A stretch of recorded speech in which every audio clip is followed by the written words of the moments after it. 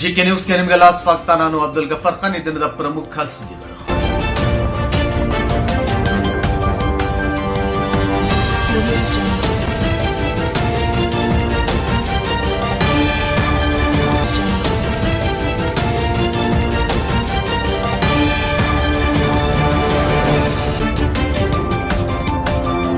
ನಬಿ ಸಾಬ್ ಅವರಿಗೆ ಧನ್ಯವಾದಗಳು.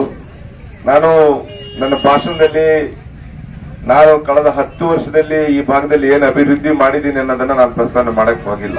ಯಾಕಂದ್ರೆ ನಾನು ಏನ್ ಕೆಲಸ ಮಾಡಿದ್ದೀನಿ, ಪ್ರತಿ ಹಳ್ಳಿಯಲ್ಲಿ, ಪ್ರತಿ ಒಂದು ವಾರ್ಡ್ಗಳಲ್ಲಿ, ಪ್ರತಿ ಒಂದು ಓಣಿಗಳಲ್ಲಿ ನನ್ನ ಕೆಲಸಗಳು ಮಾತಾಡ್ತದವೆ. ಅದು ತಮಗೆಲ್ಲ ಗೊತ್ತಿದೆ.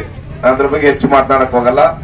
ಈಗ ಮಾಲ್ವಿ ಡ್ಯಾಮಿಗೆ 150 ಕೋಟಿ ರೂಪಾಯಿ ಅನುದಾನವನ್ನು ತಂದು ಈ ಭಾಗದ 50 ವರ್ಷಗಳ ಹೋರಾಟ, ಆ ಮಾಲ್ವಿ ಡ್ಯಾಮಿಗೆ ಇವತ್ತು ಅನುದಾನ ಕೊಟ್ಟಿದ್ದು ನಿಮ್ಮ ಎಲ್ಲರ ನೆಚ್ಚಿನ ನಾಯಕರು, ಜನಪ್ರಿಯ ಮುಖ್ಯಮಂತ್ರಿಗಳಾದಂತಹ ಸನ್ಮಾನ್ಯ ಸಿದ್ದರಾಮಯ್ಯ ಸಾಹೇಬರು.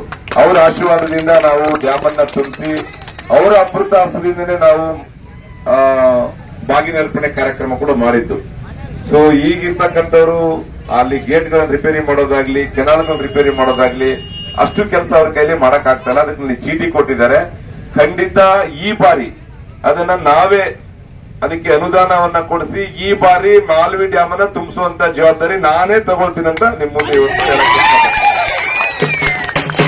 ಅದ್ರ ಜೊತೆಗೆ ಮಾಲ್ವಿ ಡ್ಯಾಮ್ ನ ಕೆನಾಲ್ಗಳಿರ್ಬೋದು, ಈ ನಂದಿದುರ್ಗ ಬಹಳಷ್ಟು ಜನ ಹೇಳ್ತಾರೆ, ಸರ್ ನೀವು ಮಾಡಿಸಿದ್ರು ಅವ್ರ ಹೆಸರು ಹೋಗುತ್ತೆ ಅಂತ. ಆದ್ರೆ ಸರ್ಕಾರ ನಮ್ದಿದೆ.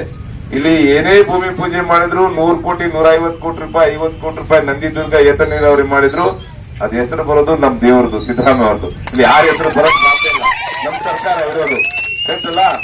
ಹಾಗಾಗಿ ನಂದಿದುರ್ಗ ಏತ ನೀರಾವರಿ ಇರ್ಬೋದು, ಸೊ ಈ ಕೆನಾಲ್ಗಳು ರಿಪೇರಿ ಮಾಡೋದಿರ್ಬೋದು, ಈ ನೀರಾವರಿ ಏತ ನೀರಾವರಿಗಳನ್ನ ನಾವು ಯಾವತ್ತೂ ಕೈ ಬಿಡಲ್ಲ. ನಾನೇ ಬಂದು ಸನ್ಮಾನ್ಯ ಡಿ ಕೆ ಶಿವಕುಮಾರ್ ಅವರು, ಜಲಸಂಪನ್ಮೂಲ ಇಲಾಖೆ ಅವ್ರ ಕೈಲಿದೆ, ಡಿಸಿಎಂ ಅವರು, ನಮ್ಮ ಕೆಪಿಸಿ ಅಧ್ಯಕ್ಷರು, ಸಂಬಂಧಪಟ್ಟಂತ ಇಲಾಖೆಯ ಅಧಿಕಾರಿಗಳ ಹತ್ರ ಮತ್ತೆ ಸಚಿವರ ಹತ್ರ ನಾನೇ ಬಂದು ಈ ಭಾಗದ ರೈತರ ಪರವಾಗಿ ಎಲ್ಲದಕ್ಕೂ ಅನುದಾನ ಕೊಡಿಸುವಂತ ಕೆಲಸ ನಾನು ಖಂಡಿತ ಮಾಡ್ತೀನಿ ಅಂತ ಈ ಸಂದರ್ಭದಲ್ಲಿ ಹೇಳಕ್ ಬಯಸ್ತೇನೆ.